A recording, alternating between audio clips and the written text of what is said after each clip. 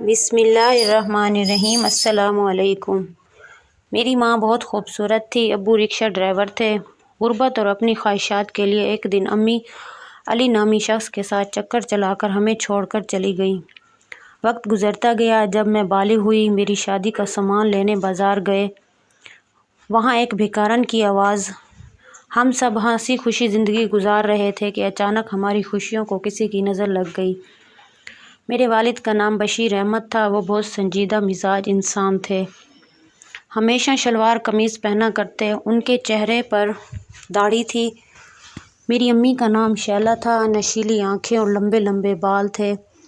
کہتے ہیں اللہ تعالیٰ اپنے ہر بندے کی آزمائش لیتا ہے اور اس کے کچھ بندے اس کی آزمائش پر پورا اتر جاتے ہیں اور کچھ کمزور پڑ جاتے ہیں۔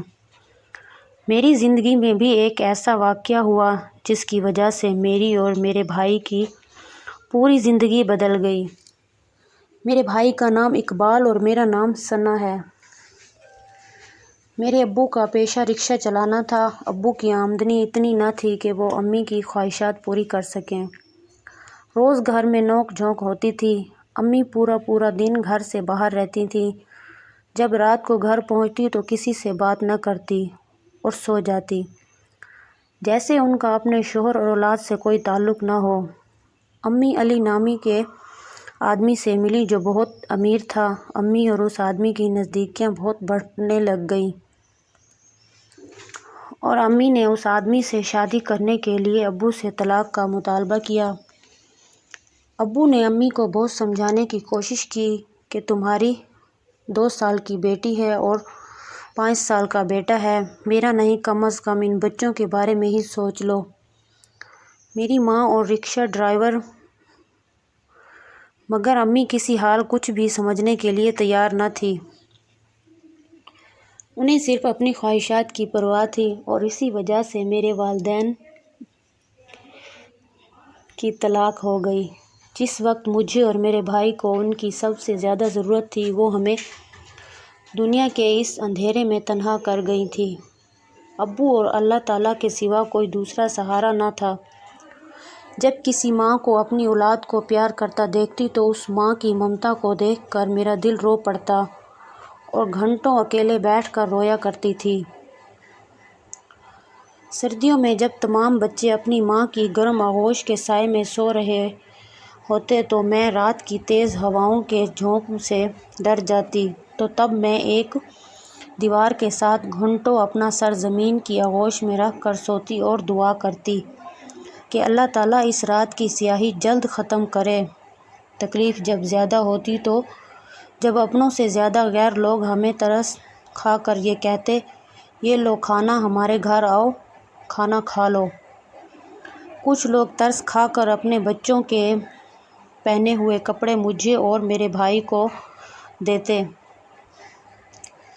ہم انہیں بڑی خوشی پہن کر اپنے وقت کو گزارتے تھے۔ لوگ کہتے ہیں کہ میری آنکھوں میں بہت درد ہے۔ ان درد کے سائے میں نے جینا سیکھ لیا تھا۔ مجھے اپنی ماں سے نفرت ہو چکی تھی۔ اس نے کبھی یہ جاننے کی بھی کوشش نہ کی تھی کہ اس کی اولاد کس حال میں ہے، کبھی ملنے نہیں آتی تھی۔ وہ عورت ماں کہلانے کے بالکل لائق نہ تھی۔ اپنی ماں سے دھوکہ کھانے کے بعد اب مجھے کسی رشتے پر اعتبار نہ رہا تھا۔ میرے ابو نے ہمیں پال پوس کر بڑا کیا اور ہمارے لیے محنت کرتے تھے تاکہ 2 وقت کی روٹی میسر ہو سکے۔ میں اور میرے بھائی پریشانیوں کے باعث تعلیم حاصل نہ کر پائے تھے۔ وقت تیزی سے گزرتا گیا اور دیکھتے ہی دیکھتے زندگی کے 10 سال گزر گئے۔ وقت کے ساتھ زندگی بہت بدل چکی تھی۔ اب میرے ابو بھی دوسری شادی کر چکے تھے۔ اس عورت کا نام صبا تھا۔ نچلے طبقے سے تعلق رکھنے والی عورت طلاق شدہ تھی اور ابو کو ہر وقت مانوس کرنے کے لیے بنی سنوری رہتی تھی۔ سوتیلی ماں کے آنے کے بعد اب ابو بھی کافی بدل چکے تھے۔ اس عورت نے بیوی ہونے کے تمام فرائض ادا کیے، لیکن وہ ہمیں اپنی اولاد کی طرح نہیں اپنا پائی۔ میرا ملنا جلنا خاندان سے بھی ختم کر دیا تھا۔ میں پورا دن اکیلے کمرے میں گزار دیتی تھی۔ اس عورت کا رویہ ہم دونوں بہن بھائیوں سے بالکل اچھا نہ تھا۔ مجھ سے پورے گھر کا کام کرواتی اور کھانا پکواتی اور بھائی کو بھی نوکری پر لگوا دیا تھا، جہاں غلط صحبت ملنے کی وجہ سے وہ سگریٹ پینے کا عادی بن چکا تھا اور آہستہ آہستہ اس نے سارے نشے کرنا شروع کر دیے تھے۔ اس عورت نے مجھے تعلیم تک حاصل نہ کرنے دی اور نہ ہی مجھے اچھے اور برے کی تمیز سمجھائی۔ اس عورت کی ایک ماں اور 2 شادی شدہ بہنیں اور ایک بھائی تھا۔ اس کے گھر والے اکثر آیا کرتے تھے۔ اس کا بھائی اچھی شخصیت کے کردار کا حامل نہ تھا، مجھے غلط نظروں سے دیکھتا، کبھی کسی بہانے سے میرا ہاتھ پکڑتا اور کبھی کسی بہانے سے میرے پاس آ کر بیٹھ جاتا۔ میں نے اس کی شکایت اپنی سوتیلی ماں سے کی تو اس نے الٹا مجھے ڈانٹا، دھمکایا اور گھر والوں کی نظر میں مجھے غلط ثابت کر دیا تھا تاکہ مجھ پر کوئی یقین نہ کرے۔ میں اس عورت کے ظلم کا حصہ بن چکی تھی۔ اس نے میری ناسمجھی اور معصومیت کا فائدہ اٹھایا اور جس عمر میں بچے پڑھتے ہیں اس عمر میں میرے دماغ میں عشق و محبت جیسی باتیں بھر دیں۔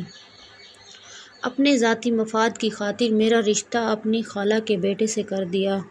رشتے کے وقت میں 12 سال کی تھی اور 1 سال گزرنے کے بعد آپس کے اختلافات کی وجہ سے یہ رشتہ میری سوتیلی ماں نے ختم کر دیا۔